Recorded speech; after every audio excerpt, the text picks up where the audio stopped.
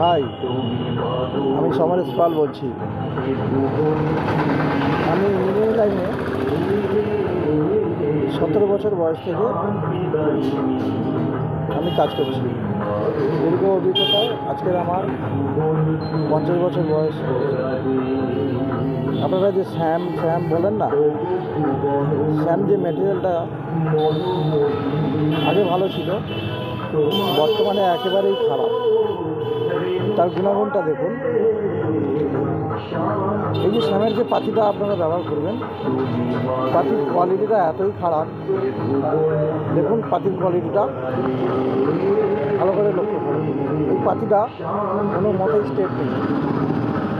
কোথাও আছে 19 মিলিমিটার, কোথাও আছে 20 মিলিমিটার, আবার কোথাও আছে 18 মিলিমিটার। এই পাতিটা স্ট্রেট হবে না, বা আপনার ইঞ্জিনিয়ারিং যে কোনো কাজের ক্ষেত্রে সুবিধাজনক হবে না। আপনারা স্যাম কোম্পানির মাল এখন আর ব্যবহার করবেন না। বর্তমানে বাজারে একটি নতুন কোম্পানি বেরিয়েছে, নতুন নয়, দীর্ঘদিন হয়েছে।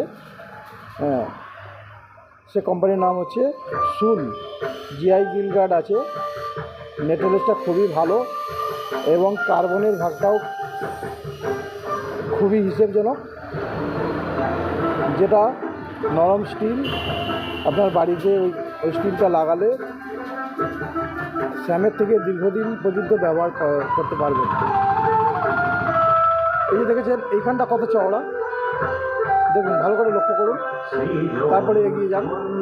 দেখুন মালটা কি স্ট্রেট আছে, এরকম প্রত্যেকটি পাতি। এই দেখুন এইখানটা কত সরু, দেখুন এরকম আরও কতগুলো দেখাচ্ছি। দেখুন আবার একটা দেখাচ্ছি। এই দেখুন এই যে স্যামের, এই দেখুন আমি হাত দিয়ে ধরে আছি, দেখুন কত সরু। এই দেখুন সরু হতে হতে হতে এই যে দেখুন মোটা, এই জায়গাটা মোটা। এইভাবে যদি আপনার বাড়িতে লাগান, এইসব মালগুলি ব্যবহার করেন, কখনোই সুবিধাজনক হবে না। তাই আমি বলছি, আমার অভিজ্ঞতার সঙ্গে বলছি, আপনারা স্যাম কোম্পানিকে বাদ দিয়ে যে কোনো ম্যাট্রেস কোম্পানি নিন। ওতে কার্বনের ভাগটাও খুব কম আছে এবং মালটা আপনার স্মুথলি নরম, যে কোনো ব্যান্ডিং, যে কোনো ডিজাইন করতে পারবেন।